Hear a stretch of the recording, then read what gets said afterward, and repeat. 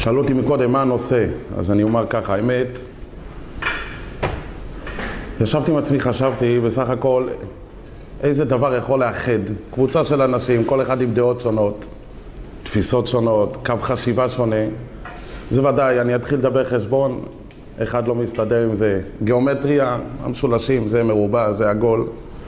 בסך הכל זה ודאי שהתורה, הנושא של התורה, הרוחב של התורה, אם זה יהיה מדרשים, אגדה, גמרות, התורה רחבה מספיק בשביל שבטווח של שעה כל אחד ימצא את הנישה שלו. אבל משום מה, השבוע בחרתי ללמוד גמרא. עכשיו שאף אחד לא ייבהל, לא הולך ללמוד שעה גמרא. 4 שורות של גמרא בלבד. ואני גם אגיד לכם למה. חשבתי לעצמי, ניקח בן אדם, לדוגמה, היום זה לא כל כך שייך, כי היום אדם ב50 מיליון שקל, תוך 5 חודשים של הכנה ועוד חודש אחד של איזה, מגיע לירח. אבל נדבר, לפני 50 שנה, יושב לו אדם בעיירה. העיירה עם הבקתה שלו, המושגים שלו זה ללכת ליריד, לחזור, להרוויח כמה גרושים. הוא קבע לעצמו יעד. הוא צריך להגיע לקצה השני של העולם, לראות פלא בריאה. הוא יודע שבברזיל או ביערות העד או בכל נקודה אחרת בעולם, יש פלא בריאה שהוא חייב לראות אותה. האדם מתחיל.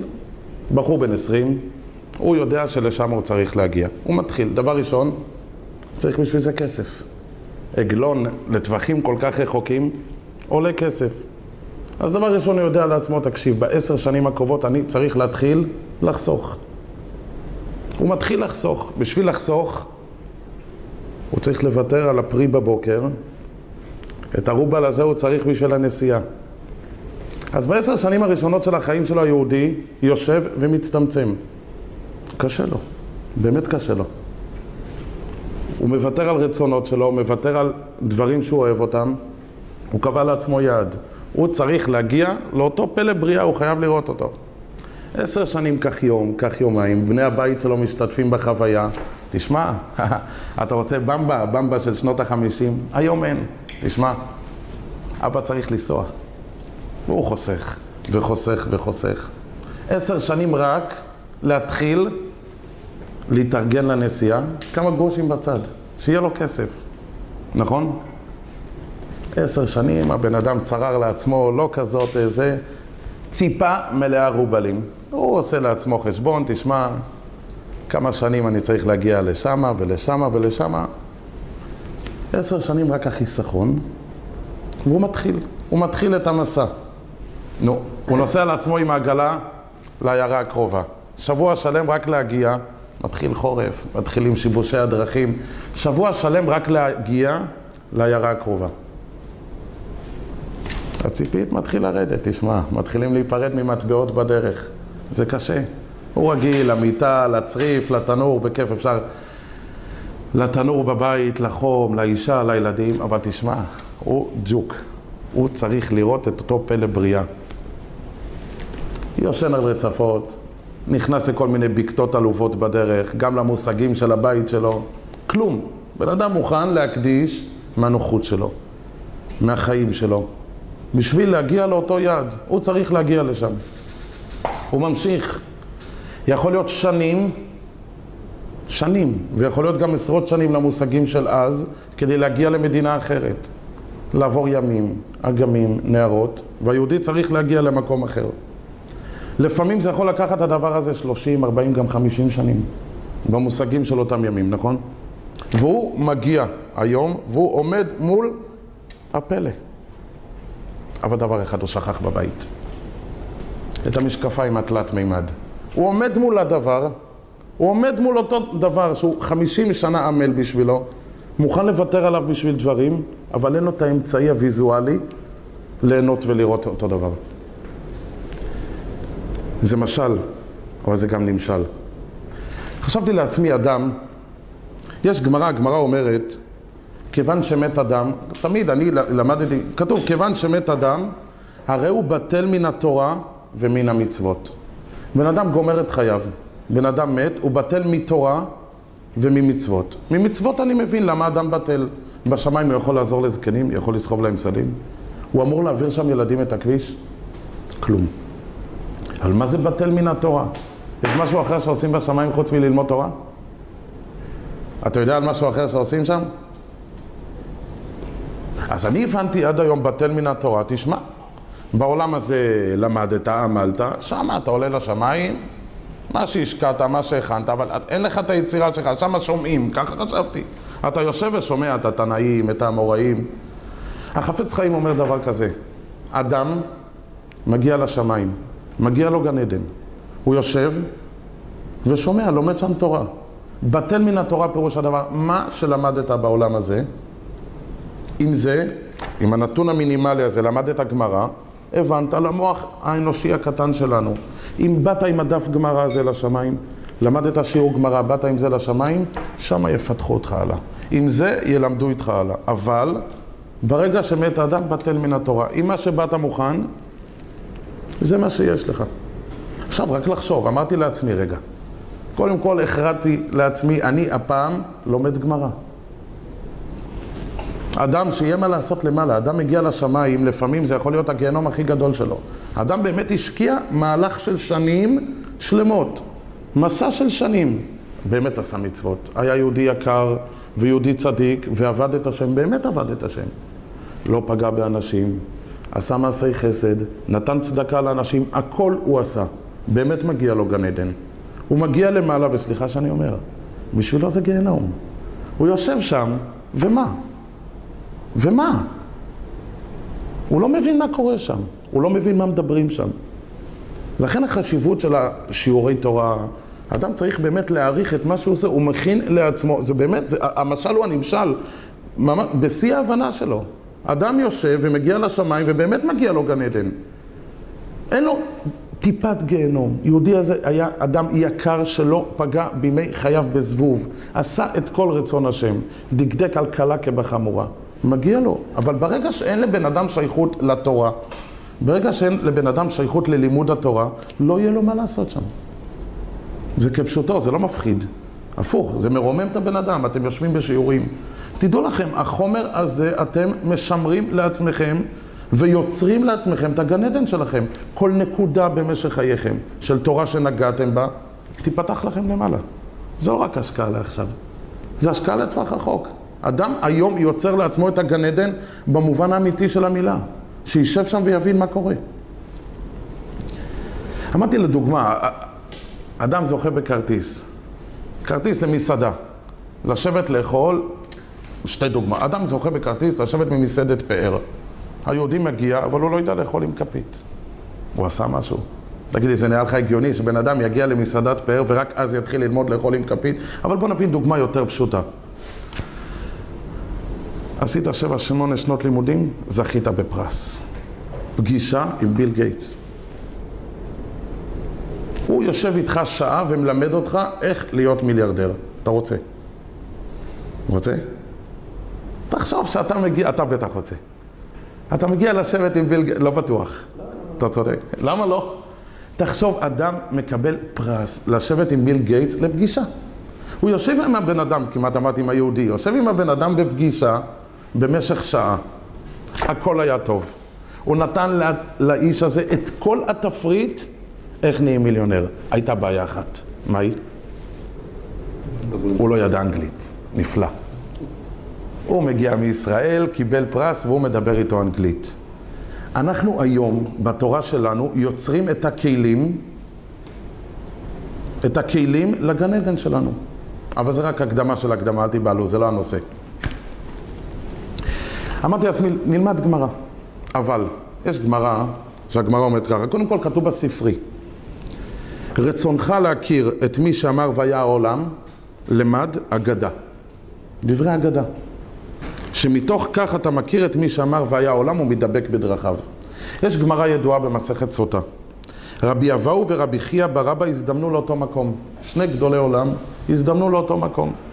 רבי אבאו דרש באגדה. אתה יודע מה זה אגדה? סיפורים, משלים, המחשות, המחזות, סיפורים שלכאורה אין להם הסבר, ולהסביר אותם. רבי חייא ברבא דרש בהלכה. אצל מי נראה לך היו יותר אנשים? אחד מדבר הלכה, חודש לפני פסח, אחד מספר הלכות פסח, ואחד מסביר את רעיון החג, את העומק של המצה, את הטעם המתוק של המרור. אצל מי היו יותר אנשים? אצל ההוא שדרש בהגדה, זה פשוט. כולם הלכו לשמוע את רבי אבאו שדיבר בהגדה. חלשה דעתו, אתה יודע מה זה חלשה דעתו בעברית?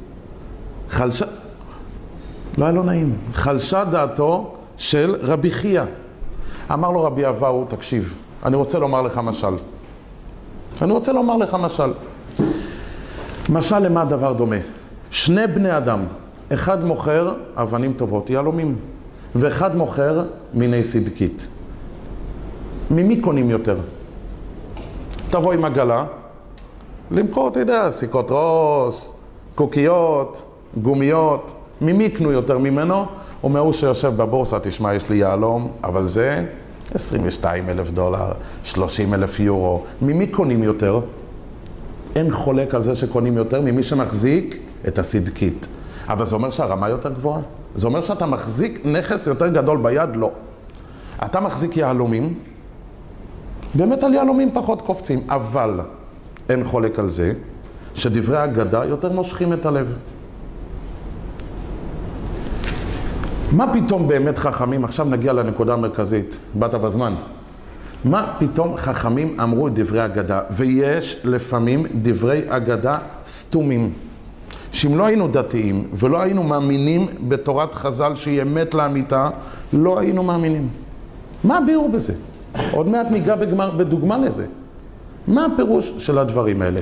יש רמח"ל מעניין. הרמח"ל אומר ככה. למעשה התורה ניתנה תורה שבכתב. ותורה שבכתב הייתה צריכה להיות בכתב, ותורה שבעל פה הייתה צריכה להיות בעל פה. יש איסור לכתוב את התורה שבעל פה. מה קרה כן? כתוב בגמרא, עת לעשות להשם, הפרו תורתך. חכמים ראו שהדורות נחלשים. לאנשים אין כוח, הזיכרון מתחיל להיות חלש, תרדות החיים מתרחבות. אין לאנשים כוח לזכור בראש שלהם, איך אומרים, הג'יגה שלהם קטנה. לאנשים אין כוח בראש, יש עומס על הראש, עומס של החיים, של תרדות בחיים, אין להם כוח להחזיק את כל התורה. התירו חכמים לכתוב את התורה. כתבו. לכן אפילו שזה אמור להיות תורה שבעל פה, כתבו אותה. הגיעו לדברי אגדה, נוצרה בעיה.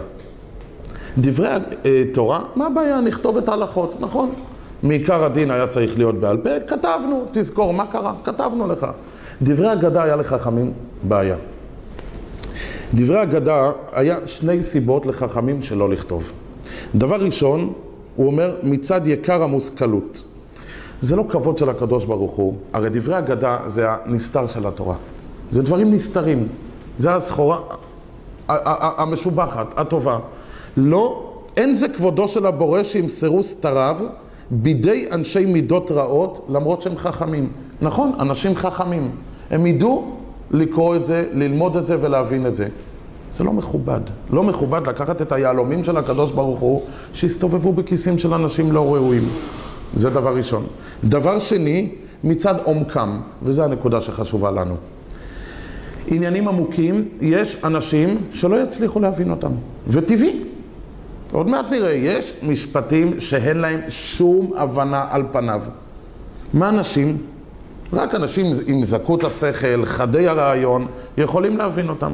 אנשים רואים דבר כזה כתוב, דבר מוזר, מה הם יגידו? יזלזלו, ימחקו. זה לא אמיתי, זה לא קיים. מה עושים? יש לך פתרון. לא לכתוב את זה, אנחנו בבעיה. יישכח. כן לכתוב את זה, אם תכתוב לאנשים את הדברים האלה, קודם כל סתרי תורה התגלגלו אצל אנשים לא ראויים. דבר שני, סתרי תורה, אנשים עם מזימות רעות, עם זלזול בדברי תורה, יזלזלו בהם. מה עושים? מוטי. תראו מה אמרו חכמים. הלכו דרך פשרה, מה שנקרא. נכתוב אותם בצורה מעורפלת. נכתוב אותם בצורה שמי שיקרא אותם, הם כתובים, כבר לא ישכחו. הכל כתוב, אבל להבין אותם, איך אומר המרח"ל, הם נתנו את המפתחות בידי חכמי התורה. הכל כתוב, כבר לא ישכח. יש לך את הספר, כל סתרי התורה כתובים, עם כל ירידת הדורות, ועם כל קושי הדורות, ועם כל הגלות, ועם כל העומס האדיר שיש לבן אדם הקטן בראש, כתוב לך הכל בספרים. אבל זה כתוב בצורה עטופה. ומה הוא אומר? חכמים מסרו את המפתחות, זה הכללים שאפשר להבין את אותם דברים. ואותם מפתחות השאירו על ידי התלמידים, שהתלמידים יעבירו מדור לדור. זה הרעיון של דברי אגדה. זה סתם להבין, אנשים יושבים ותמהים, מה פתאום חכמים מצאו לנכון לספר לנו סיפורים? אם אני מבין את הסיפור, תכתוב ברור. כל עוד אני לא מבין את הסיפור, אל תכתוב. למה כתבו את זה? שיהיה דף היומי? שיהיה מחזור של 7 שנים דף? למה כתבו את זה? אז קודם כל מובן הרעיון. כתבו את זה שלא יישכח מבחינת נתון שיהיה כתוב. עטפו את זה, עוד מעט נמחיש, דוגמה. עטפו את זה בצורה שלא כל אחד יוכל לגשת. זה הבסיס של הרעיון. אבל זה נכון לא רק לדברי אגדה, גם זה...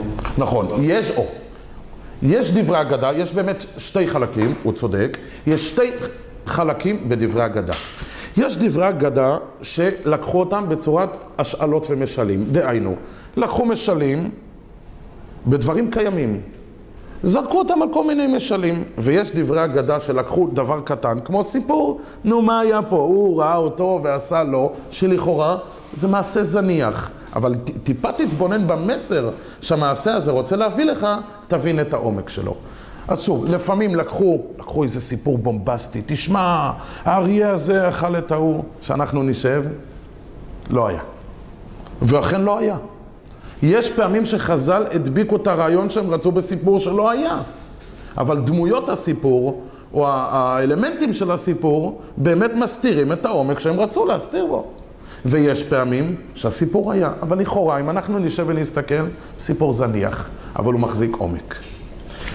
הנודע ביהודה היה לפני 250 שנה, היה רבה של פראג. הביא דוגמה נפלאה למושג שנקרא אגדה. נסעו חבורת האנשים בספינה. ביניהם אישה הרה, אישה מעוברת. טלטולי הים זרק את הספינה לאי, במקום לא נודע. כל החבר'ה מהספינה יורדים, כולל אותה אישה הרה. ונולד תינוק על אי בודד, אין לו שום קשר לעולם החיצון. נולד על האי, כל המושגים שלו זה חבורת האנשים שבא יחד איתו. היה שם יהודי חכם, ואומר לעצמו, רגע, גדל פה ילד. ילד בן שנה, ילד בן 2, נהיה בן 3, נהיה בן 5. כולנו תקווה, כולנו מקווים שביום מן הימים נצא מהברוך הזה. נגיע לארץ מיושבת. מה יהיה עם הילד הזה? אין לו שום תשתית. הוא קורא לילד, ילד, בוא חמודי. חורץ לו על בול עץ, א'. אומר לו, אתה יודע מה זה? א'. אוקיי, א'. בוא עוד פעם. אתה רואה את הצורה הזאת? זה ב'. ככה ג', ככה ד'. והילד משתגע. מה אתה רוצה מהחיים שלי? א', ב', מה אתה משגע אותי? מה אתה מתחיל ללמד אותי צורות? זה מקדם אותי משהו? אני יודע שבבוקר כשאני רעב, אני מטפס על העץ ולוקח תפוח. אני יודע שכשאני צמא, אני יורד לנהר ושותה מים. מה אתה משגע אותי עם צורות? והאיש נלחם איתו. תהיה חכם, תשמע לי, אני יודע למה אני מלמד אותך את זה. זה יעזור לך. מה אתה משגע לי את השכל? ג' ד' הצליח לשכנע אותו, ללמד אותו את כל 22 האותיות, כולל הסופיות. ההוא מבסוט, זהו? ירדת לי מהראש? כן. למחרת הוא אומר לו, בוא רגע חמוד. אתה רואה את זה? א', אם זה או. תגיד, מה אתה רוצה מהחיים שלי? ב', אם זה בו. זה אם זה ג'. ואני שואל אתכם, ילד, תבואו לאדם בן 20, אין לו שום קשר לעיר, נולד באי בודד. אתה יכול ללמד יהודי בן 20 שלא מבין את התועלת של הדבר הזה. קודם כל לשגע לו את השכל עם כל מיני צורות. זה כמעט כמו שאני לומד אותך שפה סינית, נכון? אתה מוצא בזה תועלת? גם אם תיסע לסין תסתדר עם האנגלית, נכון? לאן? אבל האיש שמלמד אותו יודע. תשמע, בעזרת השם תגיע לארץ, ואכן כך היה. הגיעה ספינה, עברה שם, פתאום מוצאת קבוצת אנשים, זרוקה לה על אי בודד, אספה אותם משם. לקחה אותם לעיר. הילד הזה, בזכות אותו עקשן, שהתעקש איתו, ולימד אותו אותיות, הילד הזה יכל אחר כך לפתוח ספרות, ספרים ולהתקדם בחיים. אומר בעל הנודע ביהודה, זה בדיוק הרעיון של ההגדה. ותראו את החסד שהקדוש ברוך הוא עשה איתנו. תגיד לי בכנות, אתה בגיל שלך היום, היית יכול להתיישב ללמוד את האלף בית? א', ב', בלי שתרגיש את התועלת המיידית. היום יש לך ראש, עזוב אותי, תסביר לי ככה, ככה, בלי שתבין שאתה לא תוכל ללמוד ראיית חשבון, ולא הנהלת חשבונות, ולא עורך דין, כי לא תדע לקרוא ספר בלי אותם צורות.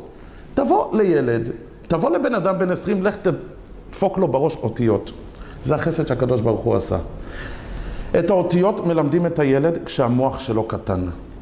אז נכון, המוח קטן, אבל זה הפלוס. המוח קטן בשביל להבין דברים גדולים, אז הוא לומד בכזאת התלהבות. אבא, למדנו היום א', למדנו ב'. ההשתוקקות של הילד להשלים את החסר, אין לו מושגים גדולים. אין לו מושגים של לקרוא משפטים שלמים. היא הנותנת, רק בגלל הקטנות של השכל שלו, הוא מוכן להקל את הדברים הקטנים האלה, שהם אלו שיכוונו אותו בהמשך החיים לקרוא ספרים, נכון? זה הרעיון של הגדה, אומר הנודע ביהודה. הגדה, תתפוס אתה ברמת השכל שלך, קודם כל מה כתוב. תגיע בעזרת השם לעולם האמת, יסבירו לך מה כתוב, מה קראת, תתפוס את האותיות כמו שהם. אבל זה רק ההקדמה. עכשיו ניגע רגע בנושא. יש גמרא מעניינת בבבא בתרא. זה נקרא אגדות של רבא בר בר חנא. יש שם 20 וכמה אגדות. רבא בר בר חנא מספר סיפורים שהוא ראה. כך הוא אומר. לכאורה הוא מספר סיפורים שהיו והוא ראה אותם. בואו נראה מה מספר רבא בר בר חנא. אמר רבא בר בר חנא, לדידי חזיה לי. מה זה? לי נראה הדבר, לדידי חזיה לי, ראיתי. מה ראית? האי אקרוקתא. מישהו יודע מה זה אקרוקתא? בארמית? צפרדע. הוא ראה צפרדע. עד פה מסתדר? מאמין. דאביה, מה הגודל של אותו צפרדע? מה המושגים הכי גדולים? בוא תספר לי, היית בספארי, היית בגן חיות, תן לי את הצפרדע הכי גדולה. כמה אתה חושב? דאביה, מספר רבא בר בר חנא, דאביה, כי אקרא דאגרוניה. אנחנו עוד לא שורה בגמרא, שימו לב, עוד לא שורה, וכבר המוקש הראשון, לכאורה. הגודל של הצפרדע בגודל כרך גדול שבהגרוניה. כמה הגודל של הכרך הזה? ואקרא דאגרוניה כמה אביה? שואלת הגמרא, הגמרא לא משאירה אותך פתוח. כמה הגודל של אותו כרך בהגרוניה שהצפרדע הייתה בגודל שלו? כמה? 60 בתים. מתחיל להסתבך. הוא רואה צפרדע בגודל 60 בתים. אתה חושב שזה נגמר? אתה תנינה. בתנין, תנין זה נחש בחז"ל. זה גם בפסוק. תנין זה נחש. בנחש בלעה. מגיע נחש ובולע את הצפרדע בגודל 60 בתים. מישהו יכול לדמיין מה היה פה? אתה יכול לדמיין את הגודל של הנחש? שהצליח להכיל בתוכו כזאת צפרדע? וזה לא נגמר. אתה פושקנצה. מה זה פושקנצה? עורב, נקבה. הנקבה של העורב נקראת פושקנצה. מגיעה פושקנצה ובלעה לתנינה, כמעט כמו חד גדיה. שימו לב, יש פה עורב נקבה שבלע נחש. שאותו נחש בלע צפרדע בגודל 60 בתים. זה עוד לא מספיק לרבא בר בר חנא, יש המשך לסיפור. הולך אותו עורב נקבה, פושקנצה, איפה מתיישבת? סליק יתיב באילנה. היא יושבת על ענף של עץ. שימו לב, צפרדע נבלעה בתוך נחש. צפרדע בגודל 60 בתים. הנחש נבלע על ידי עורב נקבה. ואותו עורב נקבה מתיישבת על האש. מה מעניין את רבא בר בר חנא מכל הסיפור הזה? נשמע הזוי, נכון? מה מעניין את רבא בר בר חנא? מה אומר רבא בר בר חנא? תחזי. בוא ותראה. כמה נפיש חילי דאילנה. כמה גדול הכוח של העץ. ממשיך רב פאפא בר שמואל ואומר, אילו הווי אתם, אם לא הייתי שם, לא אמנה, לא הייתי מאמין. יש לי כמה שאלות פה. קודם כל, שאלה פשוטה. מה כתוב פה? לא לזה התכוונתי, אבל זו השאלה הראשונית. מה כתוב פה? אבל אני שואל עוד שאלה. אם רבא בר חנא רצה לומר לך עוצמה של עץ, תגיד ברור, ראיתי צפרדע ענקית, בגודל 60 בתים, שטיפסה על העץ וישבה עליו. תראה איזו עוצמה של עץ. מה צריך את הנחש שיאכל אותה? מה צריך את העורב שיבלע אותו? מה זה כל הסיפור? דבר שני, לדידי חזי עלי, מישהו מבין את המילים? רבא בר חנא ראה את זה. והכי לא מובן לי, מה אומר בסוף רב פאפא בר שמואל? אילו הווי אתם, אם אני לא הייתי שם, לא הייתי מאמין. למה?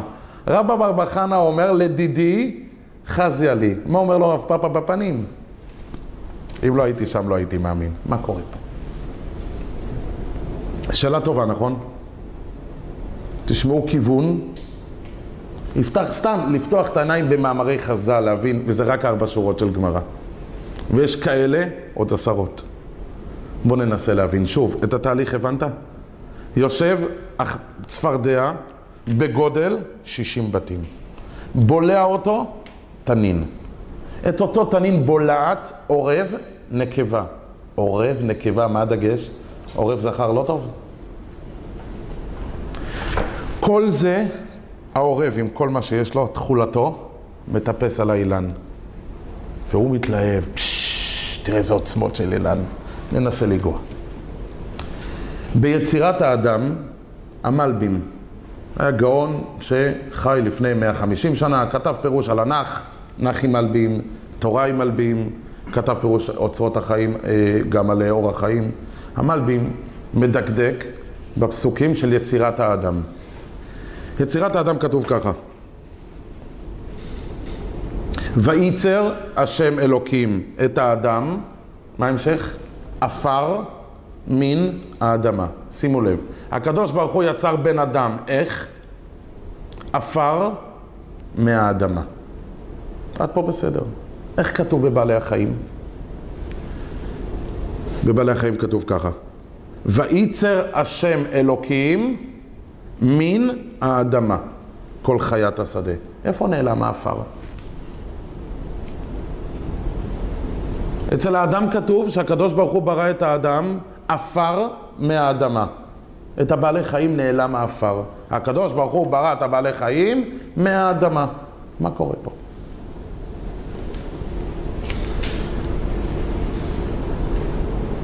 אומר המלבים ככה, הבעלי חיים נוצרו,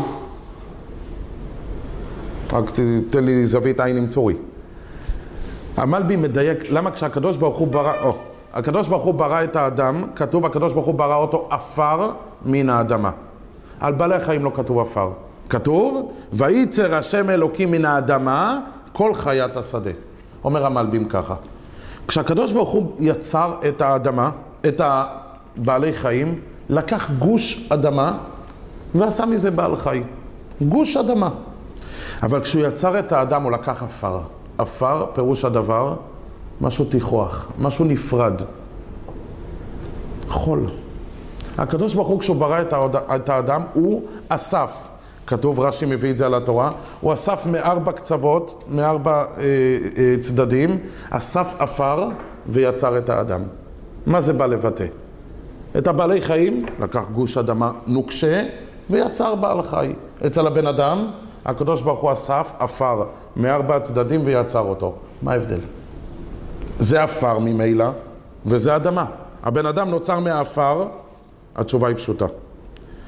בעל חי, כשהקדוש ברוך הוא יצר אותו מהאדמה, הקדוש ברוך הוא ריכז בכל בעל חי כוח מסוים.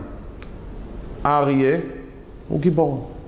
הנמר הוא עז, החתול הוא נקי, והנמלה היא חרוצה.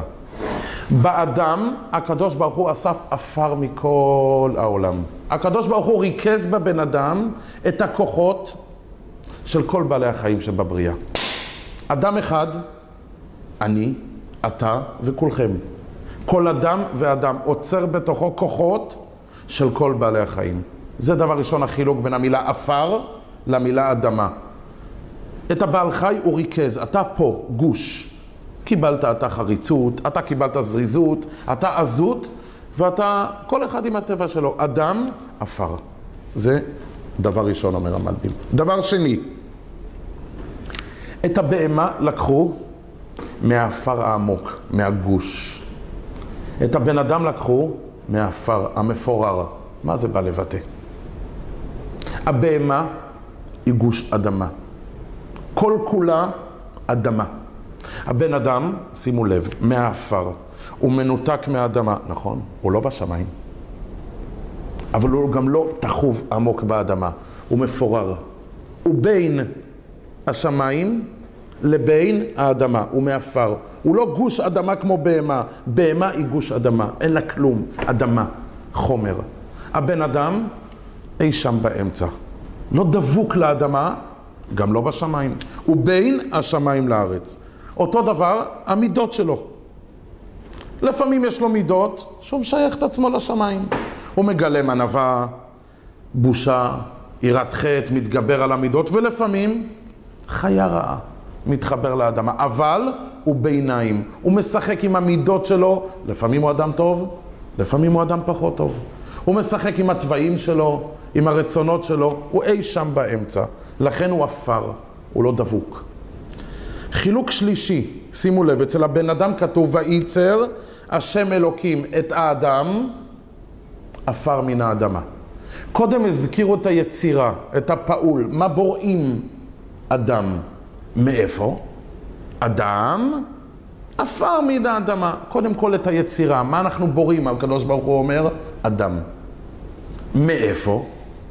עפר מן האדמה. האדמה הייתה סך הכל מקור היצירה ולא מהות היצירה. נעשה, הקדוש ברוך הוא דבר ראשון אמר, נעשה אדם. וייצר השם אלוקים את האדם. הבריאה מהי? אדם.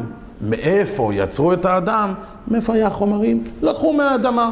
האדמה היא אלמנט חיצוני. סך הכל היא מקור היצירה, לא המהות. איך כתוב אצל בהמה? אצל בהמה כתוב, וייצר השם אלוקים מן האדמה כל חיית השדה. האדמה שימשה עם מהות היצירה. לקחתי אדמה ומאדמה עשיתי בהמה. ודבר רביעי, אומר המלבי"ם מדקדק, אני קצת מקצר, אצל הבעלי חיים זה גם חשוב. כתוב וייצר כל חיית השדה.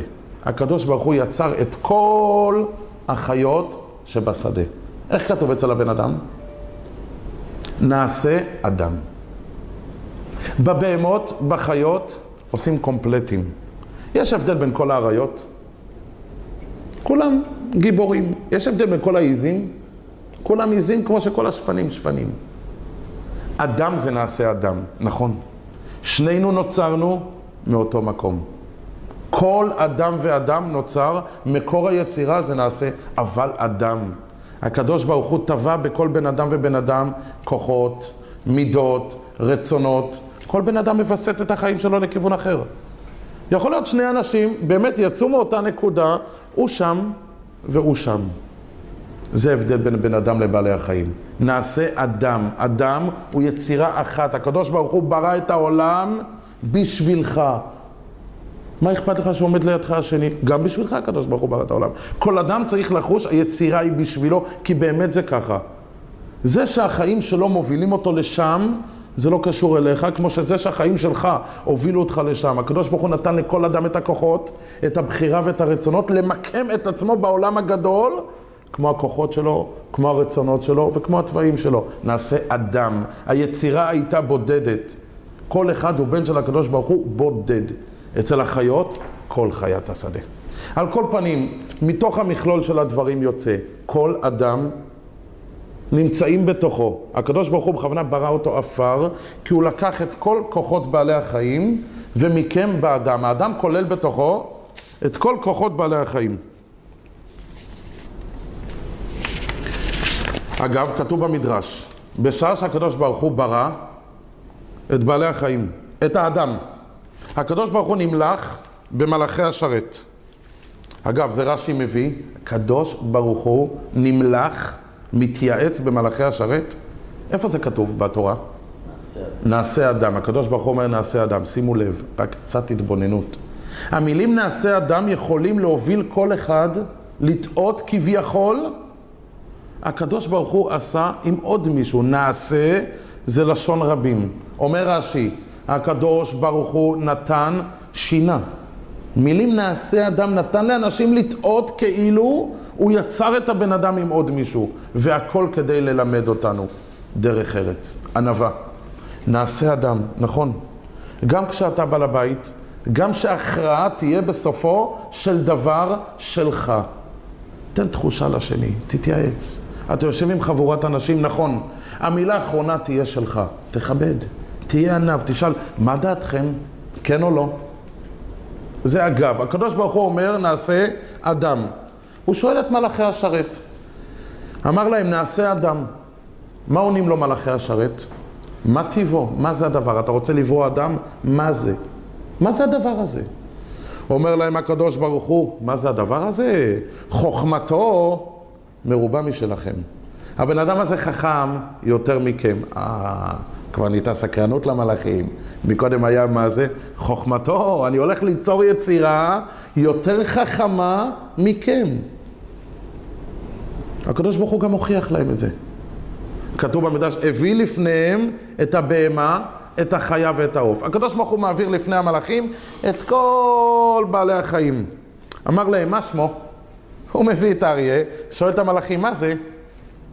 לא יודעים. המלאכים לא ידעו לקבוע שם ליצור הזה. העבירן לפני האדם. הקדוש ברוך הוא לוקח את כל הבעלי חיים, מעביר אותם לפני האדם. והכל חלק. הקדוש ברוך הוא אומר לו, מה שמו? מה זה הדבר הזה? זה חמור, זה סוס, זה גמל, זה שור.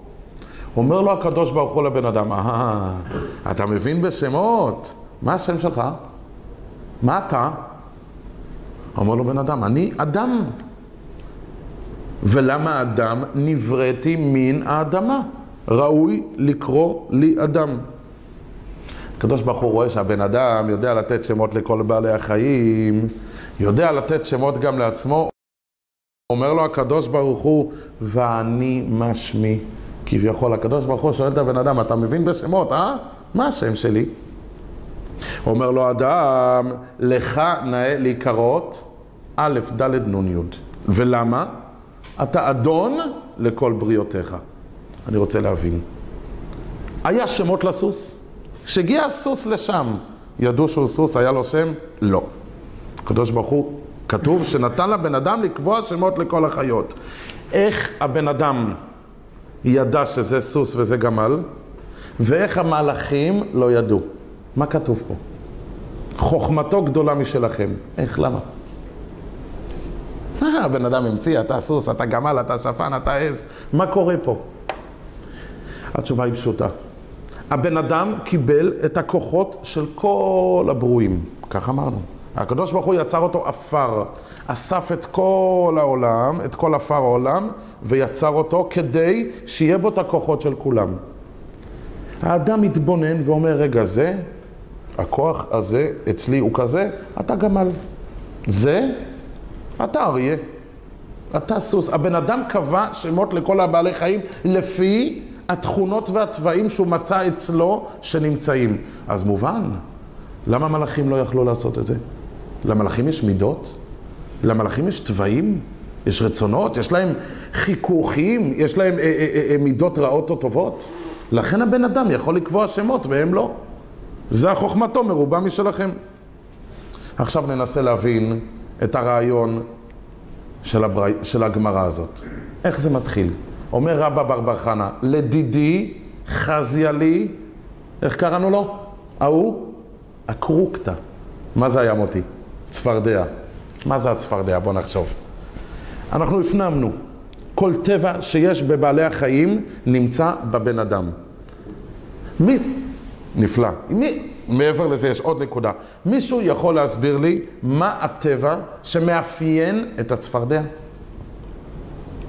קולונית. מצוין. מוטי אומר שתי דברים. מסירות נפש. מאיפה אנחנו יודעים מסירות נפש? צפרדעים במצרים. הוא גם אומר קולנית. קולנית זה מעלה? במקרה שלנו. בואו ננסה להבין איפה. האופי של הצפרדע, מעניין? בשנייה שלא תודיעו לי 10 דקות לפני. איפה האופי של הצפרדע מאופיין בבן אדם? מה זה הבן אדם השיא? השיא של הטוב בבן אדם, מהו? לא תגיד לי, בן אדם הכי טוב, מהו? ענב זה השיא? זה הברוך חנן, מישאל ועזריה, עשו כל בחוק. כן, אבל מה השיא? אני יודע, יש גמרא שהגמרא אומרת, אמרו צדיק כי טוב, כי פרי מעלליהם יאכלו. שואלת הגמרא, אמרו צדיק כי טוב. יש צדיק טוב, ויש צדיק שהוא לא טוב. מה זה? יכול להיות צדיק שהוא לא טוב. מה ההגדרה של צדיק וטוב? אומרת הגמרא פשוט.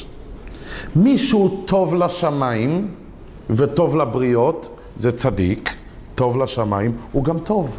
הוא גם טוב לבריות. אבל מישהו צדיק, אבל הוא לא טוב. אין לו בן אדם לחברו, אז הוא צדיק, אבל הוא לא טוב. אז איפה השיא? צדיק וטוב. פירוש הדבר, אדם שיהיה טוב לשמיים וגם טוב לבריות. בוא נחשוב, מה זה המושג טוב לשמיים? טוב לשמיים, זה דיברנו כבר בשיעורים הקודמים. טוב לשמיים פירוש הדבר, אדם שרוצה לעשות את רצון השם. למה אדם רוצה לעשות את רצון השם? כי הוא צדיק. הוא מכיר בזה שיש הקדוש ברוך הוא בעולם. הוא מכיר בזה שהוא קם בבוקר בזכות הקדוש ברוך הוא. שיש לו אישה וילדים בזכות הקדוש ברוך הוא. שיש לו בריאות והוא כעת יכול לצאת לעבודה ולא ללכת לקופת חולים בזכות הקדוש ברוך הוא.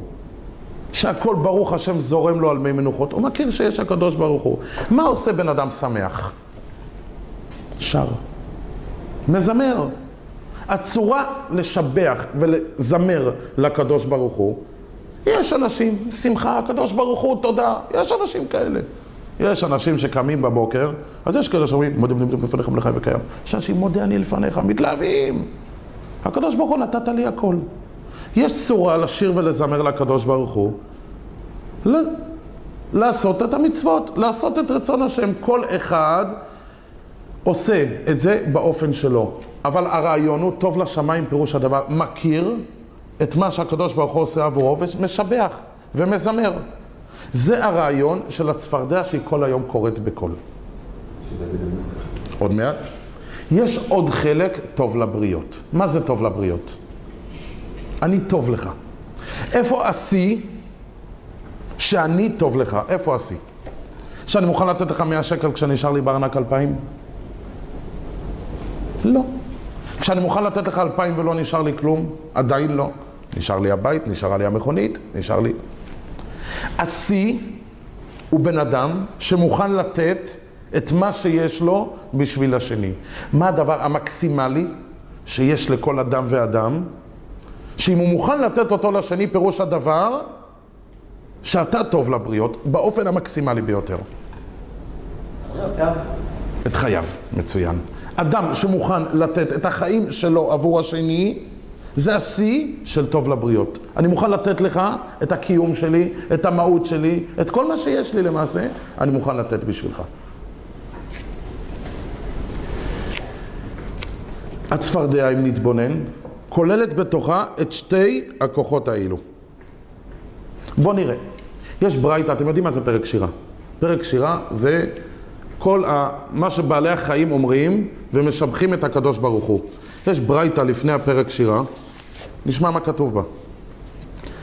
אמרו רבותינו זיכרונם לברכה, על דוד מלך ישראל עליו השלום.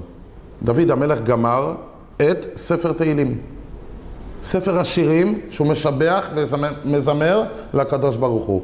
בשעה שסיים ספר תהילים זכה דעתו עליו. הייתה לו תחושה טובה לדוד המלך. כתב ספר שירות לקדוש ברוך הוא, ספר כל עם ישראל. שר, משבח, מזמר, בתפילה יש פסוקי דזמרה. הוא כתב את הפסוקים של לזמר ולשבח. זכה דעתו עליו במובן החיובי של הדבר. הוא הרגיש טוב. הקדוש ברוך הוא אומר, עם זו יצרתי לי. למה? למה הקדוש ברוך הוא יצר אותנו? תהילתי יספרו. יושב דוד המלך בפסגה. עשיתי לקדוש ברוך הוא את המקסימום. הקדוש ברוך הוא רצה שעם ישראל ישבח אותו. ספר שירה כתבתי לקדוש ברוך הוא. זכה דעתו עליו במובן החיובי. אמר לפני הקדוש ברוך הוא, ריבונו של עולם, יש בריאה שבראת בעולמך, שאומרת שירות ותשבחות יותר ממני? יש יצור בעולם שמשבח אותך יותר ממני? הגעתי לפסגה.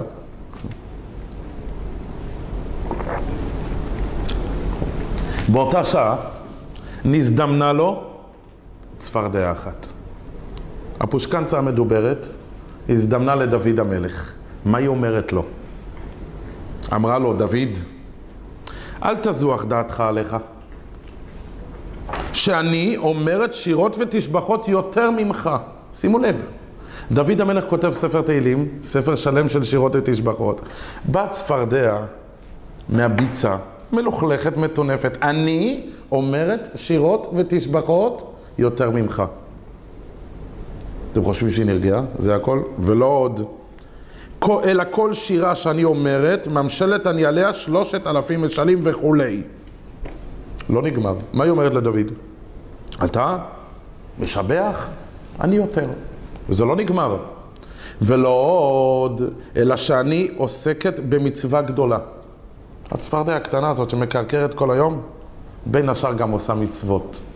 מה המצווה שלה? שימו לב. וזוהי המצווה שאני עוסקת בה. היא אומרת לדוד המלך, יש בשפת הים מין אחד, יש יצור בעל חיים, שאין פרנסתו כי אם מן המים. מה שיש לו לאכול זה יצורי המים. ובשעה שהוא רעב, מה עושה אותו יצור כשהוא רעב? את מי הוא אוכל?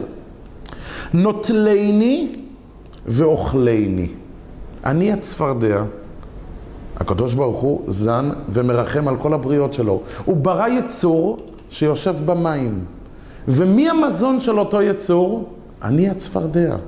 ואני מזמנת את עצמי לאותו יצור שיאכל אותי. לקיים מה שנאמר, אם רעב שונאך, זה פסוק במשלי, אכילהו לחם ואם צמא אשקהו מים. זה המתחרה שלה.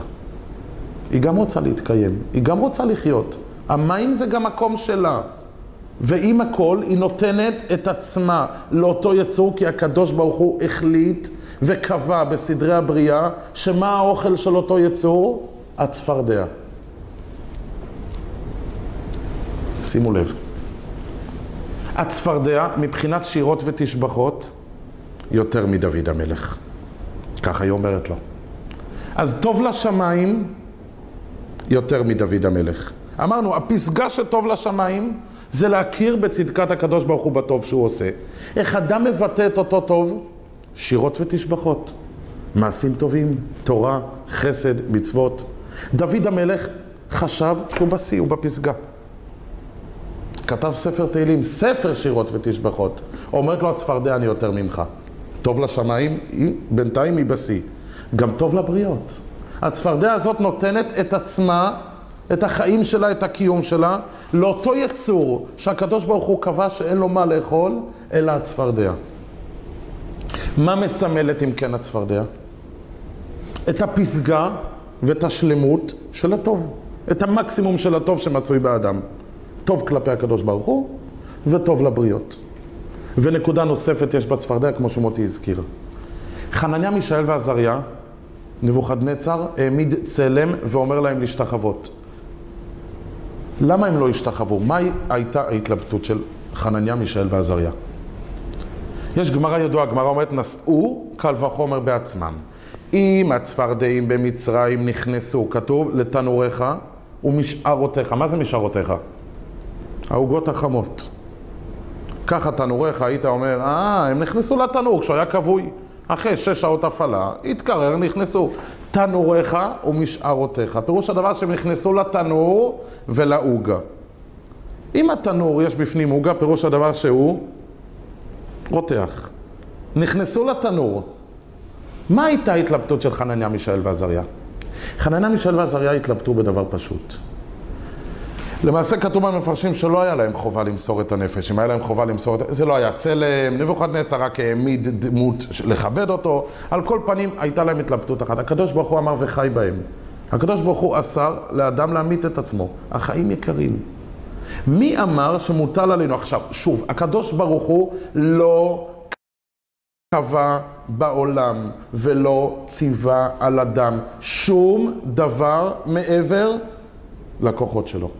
אם הקדוש ברוך הוא ציווה על בן אדם מצווה, פירוש הדבר שבתכונות האופי שלו ובטבעים שלו, הוא יכול להגיע לרמת קיום של אותה מצווה. הקדוש ברוך הוא מעולם בשום דבר לא ציווה על בן אדם מעבר לכוחותיו. יושבים חנניה, מישאל ועזריה ושואלים את עצמם, מה עכשיו הצטווינו? מסירות נפש. זה טבוע בכוחות שלנו? בן אדם בטבעיו רוצה לשמר את החיים שלו, רוצה להמשיך לחיות. לא עלינו, תראו בבתי החולים, לא עלינו אנשים חולים במחלות הכי קשות. ביסורי גוף ונפש, לא עלינו ולא עליכם ולא על אף יהודי, מחלות הכי קשות, יסורי גוף ונפש. ומתחננים עוד דקה של חיים. עוד משהו, מבקשים מהקדוש ברוך הוא עוד. הערך של החיים מקודש אצל האדם. חנניה, מישאל ועזריה שואלים את עצמם, מוטל עלינו למסור את הנפש? הרי הקדוש ברוך הוא לא ציווה אותנו משהו שהוא לא בטבעים שלנו. מאיפה הם מביאים קל וחומר? מהצפרדע. הרי הקדוש ברוך הוא טבע בכל יהודי ויהודי את טבעי כל בעלי החיים. אז בתוכנו נמצא האופי והתכונה, נמצאת התכונה של הצפרדע. יש אצלנו מסירות נפש, אז הקדוש ברוך הוא ציווה אותנו למסור את הנפש. יוצא שהצפרדע במאפיין שלה, המקסימום של הטוב, טוב לשמיים, טוב לבריות ומסירות נפש. איך בהמה, חיה, איך קוראים להם? בעל חי. מה זה המילה בעל חי? בעל חי. זה המאפיין הכי גדול לבהמות ולחיות. בעל חי. יש פה שתי נקודות. נקודה אחת, אין לו כלום מעבר למה שהוא חי. לבן אדם יש דעה, יש דיבור, יש מחשבה, יש הכל. מעבר לחיים שהקדוש ברוך הוא חנן אותו ונתן לו לנשום, יש לבן אדם גם כוח דעה, כוח יצירה, בעל חיים, אין לו כלום. מה יש לו? בעלות על מה? בעל חי. אין לו כלום מעבר לחיים. זה נקודה אחת. נקודה שנייה, מבחינת תיחום הזמן. אנחנו בני אדם, נכון. אחרי אריכות ימים ושנים בבריאות אצל כולם, הקדוש ברוך הוא לוקח את החיים. לא נשאר כלום. החיים האלה הרי היו כלי קודש לשמר בתוכם את הנשמה. הנשמה נשארת.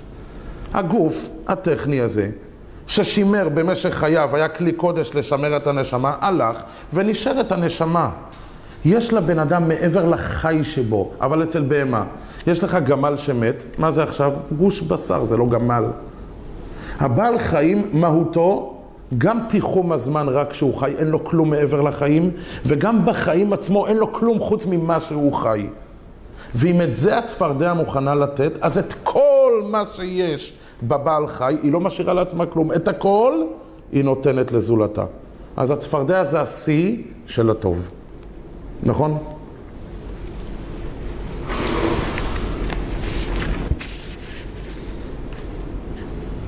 אגב, חשבתי לעצמי, חיפשתי, מה השירה של הצפרדע? מה השיר שהצפרדע אומרת? מישהו יודע? ברוך שם כבוד מלכותו לעולם ועד. זה מדהים. אני חשבתי לעצמי, הצפרדע, אותו אחת שמקרקרת כל היום מדברת. מה השיר שלה? כל כך קצר. ברוך שם כבוד מלכותו לעולם ועד. כולנו אומרים את זה כל יום, נכון? בקריאת שמע. אתה אומר את זה בקריאת שמע, נכון? בשקט או בקול? למה בשקט? למה לא תצעק? צועקים ביום כיפור. מצוין. כל השנה אתה אומר את זה בשקט. יום כיפור, אתה צועק. מישהו יכול להסביר לי למה?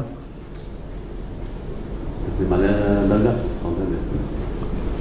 שימו לב, הצפרדע אומרת ברוך שם כבוד, שזה מילים שאנחנו אומרים אותם כל יום בקריאת שמע, בשקט. יום כיפור צועקים, מה קרה? אני אספר לכם. משה רבינו עלה לשמיים, למרום, לקבל את התורה. משה רבינו שומע, אפשר לאכול. משה רבינו שומע את המלאכים אומרים שירה. מה אמרו המלאכים? ברוך שם כבוד מלכותו לעולם ועד. הבין משה רבינו שהמילים ברוך שם כבוד מלכותו לעולם ועד זה הפסגה, זה השיא של השבח לקדוש ברוך הוא. הוא לקח את זה, הביא את זה לארץ. אבל זה כמו בן אדם שהסתובב בגנזי המלך, סחב שרשרת. הוא בא הביתה, אומר לאשתו, תקשיבי, את זה סחבתי מהמלך בשבילך, אבל תעשי לי טובה. עם זה תסתובבי רק בבית. בחוץ, אי אפשר להסתובב בחוץ עם סחורה גנובה מגנזי המלך. זה הרעיון של ברוך שם כבוד מלכותו לעולם ועד. השיר הזה שייך למלאכים, לגנזי המלך. זה הרמות הכי גבוהות של שיר. זה בשקט. אתה רוצה לשבח את הקדוש ברוך הוא? אל תצא גנבתי. בשקט. פעם אחת בשנה, יום כיפור, היהודים זקים, נקיים, מגיעים לרמה של מלאכים, תצעק. אתה כמו המלאכים, מגיע לך. זה היה בית המקדש. נכון, בבית המקדש אותו דבר. ברמות הכי גבוהות, במקומות הכי מקודשים, אתה נמצא ברמה של מלאך, תצעק. אני הייתי עמום, צפרדע, יצור כזה קטן, מלוכלך, בביצות, בביצעי המים, בביצות. הוא זה שזכה להגיד את השיר הכי גדול שלנו, אנחנו חייבים להחביא אותו בשקט. מה ההסבר בזה? אבל התשובה היא פשוטה. הצפרדע מוכנה לתת את כל מה שיש לה בשביל השני. זה המהות של הצפרדע. כביכול היא נמצאת באותה רמה של המלאכים. המלאכים אין להם רצונות, אין להם מאוויים, אין להם תאוות, אין להם תחרות אחד עם השני, אין להם שום משהו שמחבר אותם לגשמיות. זה הצפרדע. כל הגשמיות שיש לה, שנקראת בעל חי, היא מוכנה לתת אותו לשני. אם ככה, מה השיר שראוי לה? ברוך שם כבוד מלכותו לעולם ועד. נמצא שאותה צפרדע, מה זה הצפרדע? כוחות הטוב שטמונים באדם, ברמות הכי גבוהות, כולל מסירות הנפש. מה שבן אדם מוכן למסור את נפשו למען רצון השם, טבוע בו מכוח מי? מכוח הצפרדע. מה זה אותה צפרדע שבלה 60 בתים? קודם כל 60 זה מספר של ריבוי. תערובת, מי שלמד בשר בחלב, דבר בטל ב-60. 60 זה מספר של ריבוי שמבטל דבר אחר שנכנס אליו. אבל לא רק זה. יש פסוק בקהלת, 60 הם המלאכות, עם חף, לומדים מזה שכוחות הנפש המרכזיים שיש באדם הם 60. עכשיו, מה זה נקרא עיר עם 60 בתים? מה זה עיר? מה זה העיר הזאת? יש פסוק בקהלת, עיר קטנה ואנשים במעט. הוא בא אליה מלך גדול וסבב אותה, הוא בנה עליה מצודים גדולים. מי זה העיר הקטנה, אתם יודעים? הבן אדם, כתוב בגמרא. עיר קטנה, הבן אדם. הוא בא אליה מלך גדול. מי זה המלך הגדול הזה? בונה במצודים, חרמים גדולים. מי זה האיש? זה היצר הרע. תופס את הבן אדם כשהוא נולד, ומתחיל להשתכן בו. מתחיל להתמקם, בונה מצודות גדולים. הוא מצא בה איש מסכן וחכם, מגיע בבר מצווה יצר הטוב, איש מסכן וחכם, מגיע איזה קטנצ'יק להתמודד עם בן אדם שיושב פה כבר 13 שנים. ומילאתו את העיר בחוכמתו, מי שפיקח ומנצל בחוכמתו עם יצר הטוב, מילאת את העיר. כולנו שוכחים את סוף הפסוק. מה סוף הפסוק? והאדם לא זכר את האיש המסכן ההוא. כשבן אדם מגיע אליו התמודדות, מגיע לו איזה תאווה, איזה יצר, לעשות משהו, הוא שוכח שיש אצלו את אותו איש אחד שממלט אותו בחוכמתו. על כל פנים, איך קוראים לגוף האדם? עיר קטנה. העיר הקטנה, הצפרדע מקבילה לעיר קטנה עם 60 כוחות נפש. פירוש הדבר שזה הבן אדם, הצפרדע מאפיינת את כוחות הטוב שיש באדם. מי בולע אותה? מי מגיע ובולע את אותו צפרדע? הנחש. זה לא צריך להאריך הרבה. הנחש, אגב, זה גם, מה זה לדידי חזיה לי? רבא בר בר חנה אומר, אני לדידי חזיה לי, אני חש את זה, איך הכוח של הצפרדע מתפשט אצלי על כל הגוף, על כל העיר. אני עיר קטנה עם כוחות נפש. הכוח של הצפרדע, יש לי רצון עז למסור נפש בשביל הקדוש ברוך הוא. יש לי רצון עז לעשות את רצון השם. אבל מגיע נחש ובולע את הצפרדע. תנין, תנין זה נחש, כתוב אצל משה, קח את מתך, יהי לתנין. רש"י מסביר נחש. מה זה נחש? נחש כולם יודעים, נחש מבטא את כוח הרע שיש בעולם, מכל הזוויות. העבירה הראשונה, החטא הקדמון הראשון שהיה בעולם, מי יצר אותו? הנחש. הנחש השיא את האישה והחטיא אותם. הנחש הוא כוח הרע הראשון שיש בעולם. הנחש גם, זה מבטא את יצר הרע, הוא גם מחטיא את הבן אדם, גם זה שהורג אותו אחר כך, זה המלאך המוות, הכל. נחש מבטא את כוח הרע שיש בעולם. יש נקודה מעניינת, כתוב בגמרא, זה אגב, אמן מן התורה מנין, שנאמר, אמין העץ. מי שיכול להסביר לי מה זה? מה זה חרוזים? אמן, איפה אמן כתוב בתורה? אמין העץ, הקדוש ברוך הוא אמר לא תאכל. אז יש מימרה שאומרת ככה, מה היה חסר לאדם הראשון? כל העולם היה לך. מה היה חסר לך? עץ אחד. איפה מצינו את אותו שורש הרע אצל המן? יש לו את הכל, הוא השר של המלך. כל זה איננו שווה לי בשביל מרדכי אחד שיושב. אבל לא זה הדברים. המדרש אומר שהמן מן התורה מנין. מה המחנה הוא מסביר המדרש? כיוון שהמן היה מזרע עשיו ועמלק שנקראו נחש. טוב, זה המדרש אומר, שניהם פתחו שניהם באף ונעבדו באף. דהיינו, הנחש אמר לאישה אף כי אמר אלוקים. מת בחרון אף. המן אותו דבר אמר, אף לא הביאה אסתר אל המשתה וכולי. על כל פנים, הנחש זה ההפך הגמור מהצפרדע. אם הצפרדע מסמלת את כוחות הטוב שיש בעולם, הנחש מסמל את ההפך הגמור, את כוחות הרע שיש בעולם. גם החטא הקדמון היה נחש, גם יצר הרע נקרא נחש, כל כוחות הרע. והנחש בולע את הצפרדע. מה זה הביטוי בולע את הצפרדע? פירוש הדבר שהצפרדע נמצאת בתוך הנחש. יש פנים שנקרא צפרדע, זה כוחות הטוב של האדם. עטופים נבלעו על ידי הנחש. מה זה הבליעה הזאת? יש רמב"ן מעניין.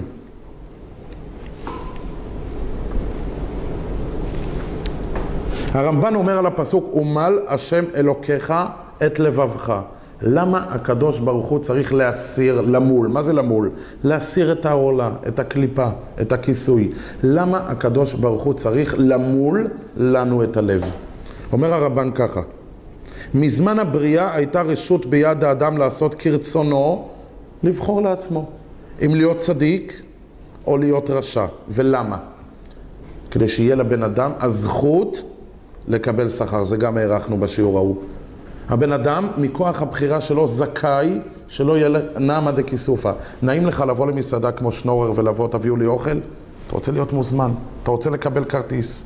הקדוש ברוך הוא עטף, שלא תרגיש מסכן, שהוא מביא לך כל כך הרבה טוב. הקדוש ברוך הוא עטף את זה, תעשה מצוות, תקבל כרטיס כניסה למסעדה, לאולם, לאכול. אומר הרמב"ן, זה היום.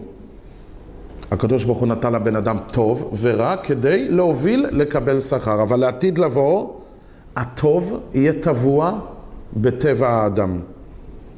לא יהיה להם בכלל תאווה לעבירות. לא יהיה להם תאווה לדברים רעים. יהיה להם טוב במהות לעתיד לבוא. ולמה? כי הלב עטוף בעורלת הלב, זה הדברים הרעים, התאוות, העוונות. הקדוש ברוך הוא אומר, ומל השם את אלוקיך את לבבך. הקדוש ברוך הוא לעתיד לבוא יביא את הבן אדם, יוריד לו את אותה קליפה, ויביא אותו למצב של אדם הראשון לפני החטא. אז שימו לב, יש לבן אדם בפנים צפרדע, כוחות הטוב, עטופים בנחש, בכוח הרש. הקדוש ברוך הוא אומר לעתיד לבוא, נוריד לך את הקליפה ונחשוף את הטוב שלך. תהיה אמת אבסולוטית, לבן אדם לא יהיה פיתוי בכלל לעשות חטאים. מה מגיע ובולע את כל המכלול הזה? עורב, נקבה. נקבה של עורב. מה מאפיין את העורב? איזה? גזל? אני חושב שכולם גונבים, גם נמלה. מאיפה היא סוחבת? היא צדיקה, היא נמלה, אתם יודעים, היא לא נוגעת במה שיש לחברתה. אבל מאיפה יש לך את הגרעין הזה? מהבעל הבית. מהחבר'ה היא לא גונבת, אבל מההוא כן. מה המאפיין של העורב? אכזריות. הקדוש ברוך הוא, כתוב בפסוקי דזמרה, לבני עורב אשר יקראו. מה מיוחד בעורב? ולמה דווקא עורב נקבה? אמא, בטבע הדברים, אמורה לרחם על הילדים שלה. הנקבה של העורב, אמור להיות לה הטבע הטבעי שהקדוש ברוך הוא ברא בבריאה, שהאימא רוצה לגדל את הילדים שלה. עורב, כשהם נולדים העורבים, באיזה צבע הם? לבן. אומרת האימא השחורה, העורב זה ביטוי לשחור, שחורה כעורב כמו שכתוב. אלה לא שלי, לכו, לא מאכילה אתכם.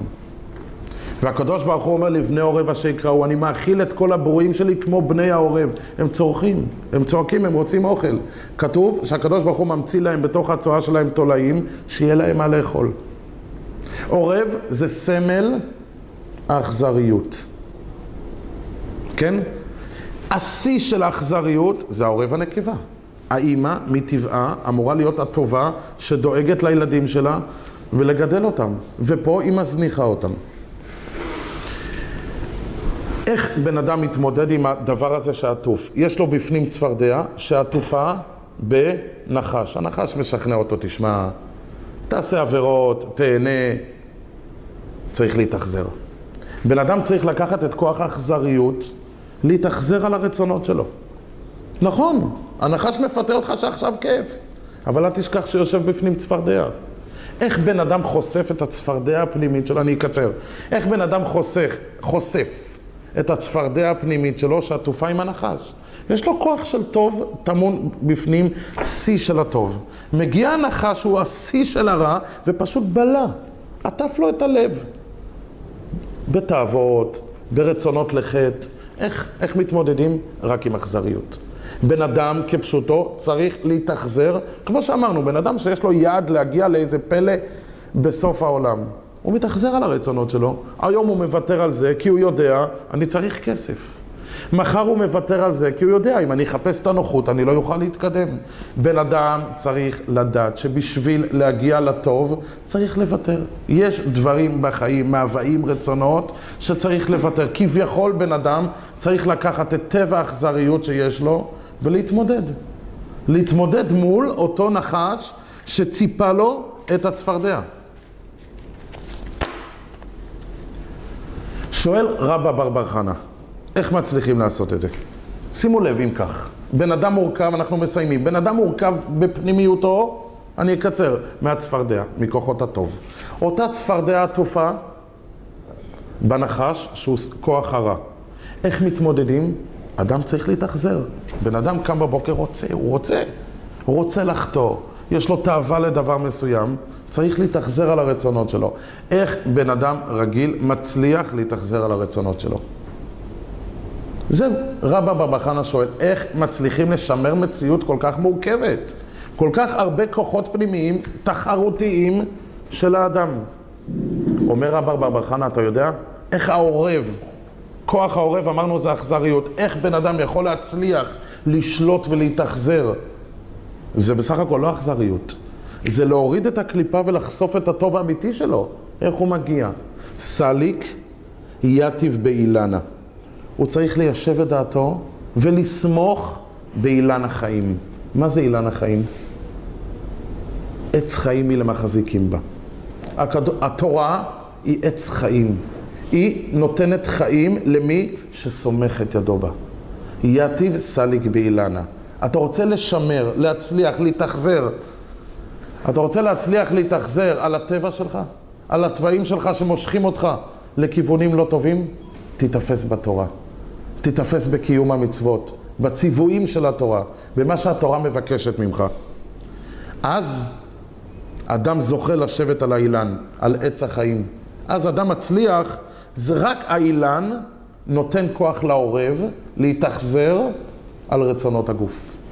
ולחשוף את אותו כוח פנימי שלו שהוא הצפרדע, הטוב. זה מה שמסיים רבא בר בר חנא. תא חזי כמה נפיש חילי דאילנה. בוא תראה כמה גדול הכוח של התורה, כוח של אותו אילן. הכוח של התורה הוא להביא את האדם לאמת הפנימית שלו, לצפרדע שחבויה לו בפנים. זה מה שייתן לו את הכוחות להתאחזר, להשתמש בכוח העורב כנגד אותו נחש. זה נותן לו את העוז ואת העצומות. יש פסוק במשלי כתוב שהתורה נקראת בגבורה, כתוב. התורה נותנת את העוז ואת העצומות לבן אדם לחשוף את האמת הפנימית שלו על ידי כוח העורב. זה מה שאנחנו רואים. תא חזי, וזה מה גם שאמר רב פאפה, היא לא הווי אתם לא אמני. אם אני לא הייתי חש את זה על עצמי, לא הייתי מאמין שקיים כזה דבר. לא הייתי מאמין שאני יכול להתמודד עם הסתירות הפנימיות שלי אילולי כוח התורה. ואני אומר, מה זה? תא חזי כמה נפיש חילי דאילנה. בואו תראו את כוח התורה. איך 4 שורות של גמרא, מה טמון בתוכם. ערב טוב.